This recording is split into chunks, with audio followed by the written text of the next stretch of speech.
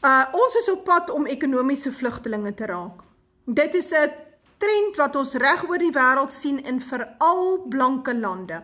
Onthou, die aksie is teen die blankes. Nou, ek het julle nou al mooi geleer. Dit gaan hier oor jou velkleur. Die aksie is teen die blanke lande van die wêreld en die blankes in die blanke lande. Daarom word die blanke lande oorstroom met anderskleuriges en ouens met ander gelowe en godsdienste en kulture, want hulle wil ontslaa raak van die blanke. Nou, die Bybel noem dit Jacob's Troubles. Jacob's Troubles het niks te doen met die Joodse staat nie. Hoe dit ook al sy, ek het hier 'n baie oulike video wat ek vir jou wil wys. Mense begin al hoe meer in hulle voertuie woon in die VSA. Dit raak 'n algemene tendens.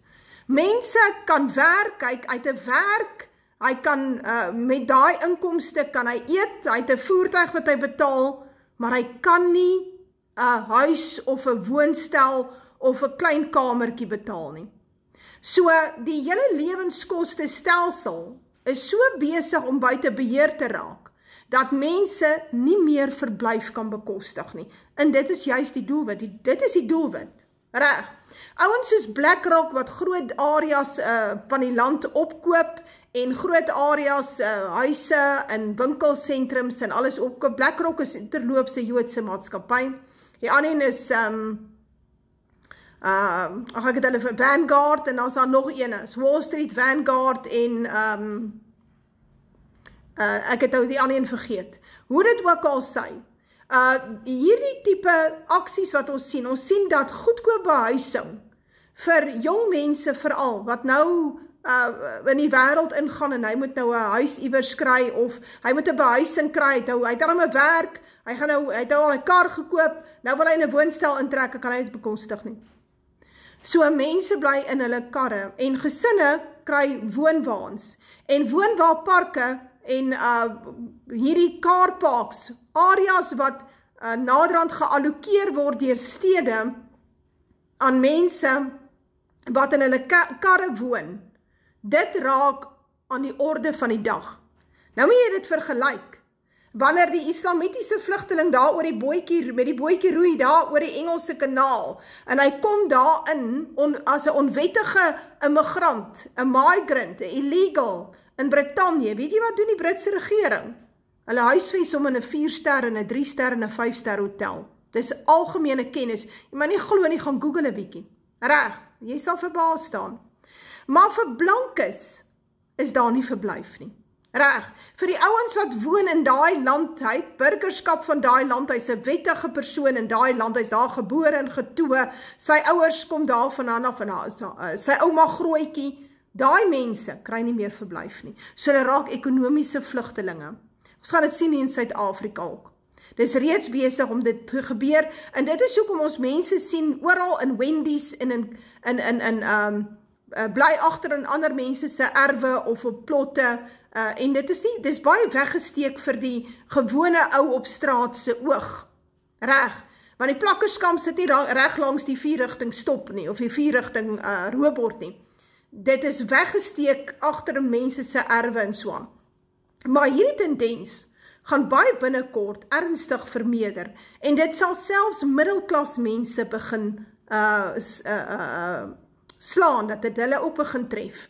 En dis natuurlik die doelwit van die hele operasie, is om die blanke so te verarm, dat hy nie eers sy huis kan bekostig nie, dat hy nie eers sy kinders in 'n woonstel nie. So, dan kan die regering natuurlik begin sê, hy sal die kinders vat, en kom ons vat die kinders, en ons gaan die kinders versorg, en so aan, wat beteken kinders word van ouers al weggeneem. Maar die probleem lê by die ekonomiese situasie van die land.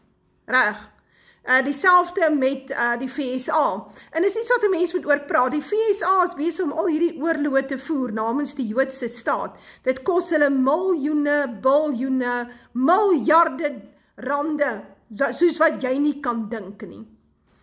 So die Jode suig absoluut die Weste uit, in terme van geld en wapens. Nou, wil hulle NAVO-se begrotings opstoot, plekke soos Duitsland en so aan met 'n 4 en 'n 5% van hulle begrotings vat, en dit spandeer op wapens en bewapening. Reg. Wat beteken maar net dat die gewone ou op straat, hy kan nie na hospitaal toe gaan nie, hy kan nie eintlik 'n dokter sien nie, en hy eindig op straat, want die behuising raak geweldig duur. Met hierdie inkoms van die baie migrants, almal moet 'n plek hê om te bly, so hierdie migrants bly in hierdie plekke. Ons gaan behuisingskrisisse ook sien in Europa.